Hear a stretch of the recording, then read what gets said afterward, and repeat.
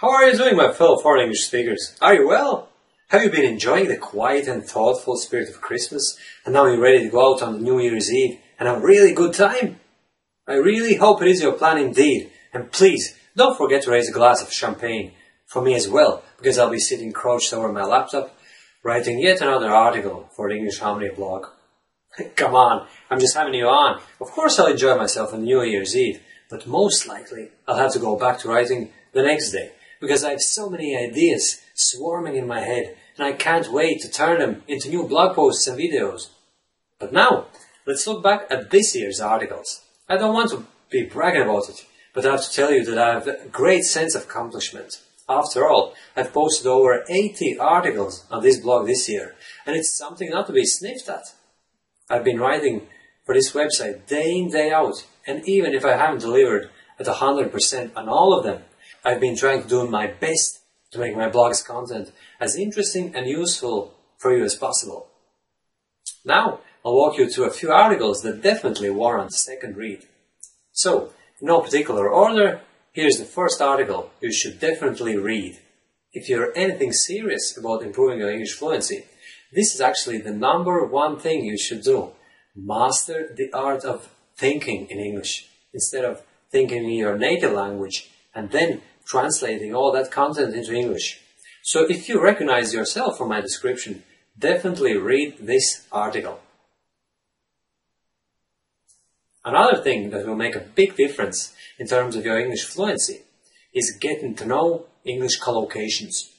If you're a frequent reader of my blog, you definitely know how important collocations are, and that they play a huge role in spoken English. But in case you need a reminder, or you're brand new to this all, here's the article I want you to read. Please don't be dismayed at the specific term collocation. It only sounds very smart. In fact, collocation is just a one-word description for words that go together. And it can be easily described by the feeling you get when you hear native English speakers and you think, but how am I supposed to know that you have to say it using these exact words? Are there any grammar rules determining which words go together when speaking about certain things?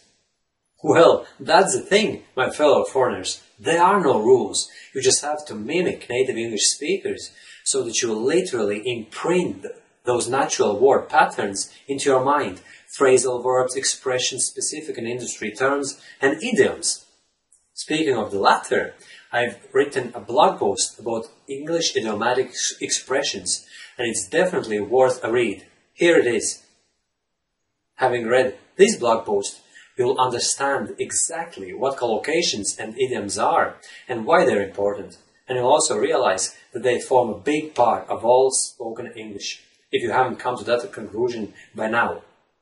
By the way, did you know that you can gain a lot of valuable information in terms of English phrases and idiomatic expressions using Google? I, for instance, use it all the time when I'm writing articles, because I don't remember all idiomatic expressions precisely.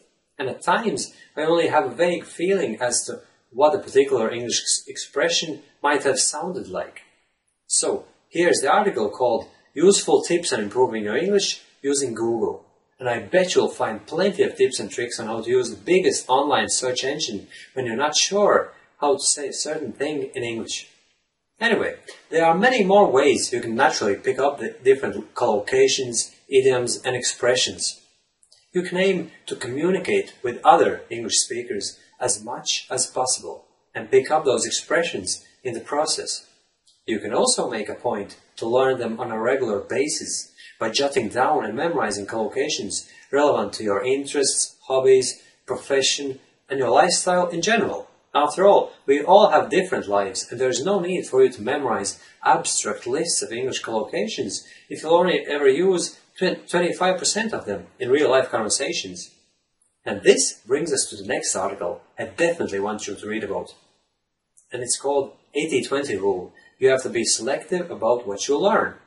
Maybe you've heard of the 80-20 rule previously, but I don't think you've heard it in the context of English fluency improvement. So I guess you'll find some very useful advice based on which you'll be able to adjust your English improving routine and become much more efficient.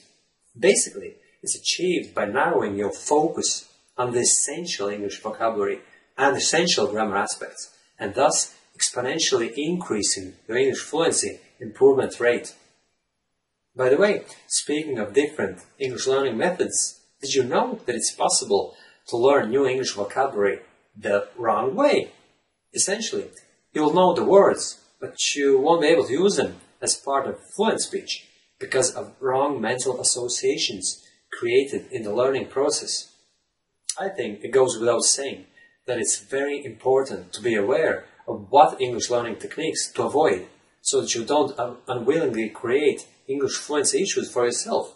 So here's the article called Unnatural Collocations and Wrong Mental Associations.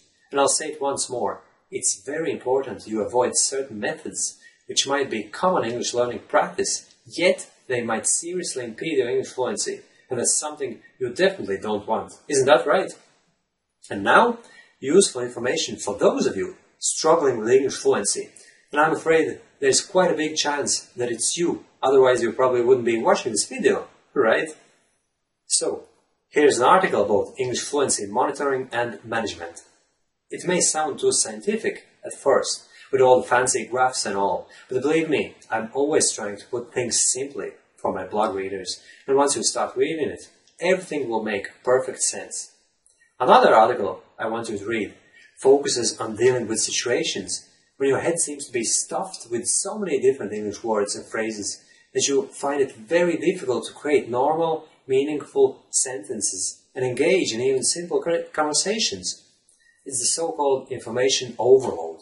And in this article, I'm giving advice on how to deal with such situations when you feel so overwhelmed that you just can't deliver a normal English speech without stuttering, hesitation, and getting tongue-tied. Finally, for moments when you feel completely down and it seems that you'll always suck at spoken English, here's an article that should get you back on the right track. It will help you realize any other related negative emotions that might be at play, and you'll be asked to do some self-analysis. Having read this article, as I said, you should regain your confidence as a foreign English speaker. And it's actually a very, very important factor to bear in mind, that you actually are capable of much more than you imagine, and that on too many occasions it's just your inner inhibitions preventing you from speaking fluent English. So that's what the year 2011 was all about here at English Harmony. Collocations, idiomatic expressions, fluency management and monitoring, thinking in English and speaking in English. But now, it's about time to say goodbye, my dear fellow foreigners. I hope you've enjoyed reading my blog and watching my videos this year. And I also hope you'll stay with me in 2012. I wish you a very happy new year, my dear friends, and may all your dreams and wishes come true.